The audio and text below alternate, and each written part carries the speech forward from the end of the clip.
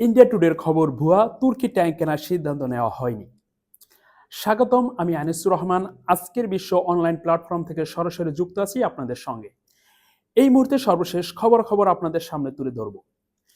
বাংলাদেশ তুর্কি ট্যাঙ্ক কিনতে চায় জানিয়েছে ভারতীয় সংবাদ মাধ্যম ইন্ডিয়া টুডে। যে খবরটি প্রকাশ করেছে তা ভুয়া বলে দাবি করেছেন প্রধান উপদেষ্টা প্রেস ইয়ং।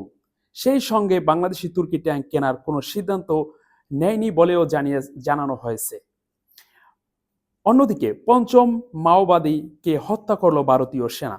দীর্ঘস্থায়ী সহিংসতা দমনের পরিপ্রেক্ষিতে সর্বশেষ অভিযান চালিয়েছে 5 মাওবাদী বিদ্রোহীকে হত্যা করেছেন ভারতীয় সেনা। এই সময় বিদ্রোহীদের ছোড়া বোমার আঘাতে 2 পুলিশ সদস্য আহত হয়েছেন। দেশটির কর্মকর্তারা রোববার একথা জানিয়েছেন। এছাড়াও আফগান সরকারের এক হাত নিল মালালা।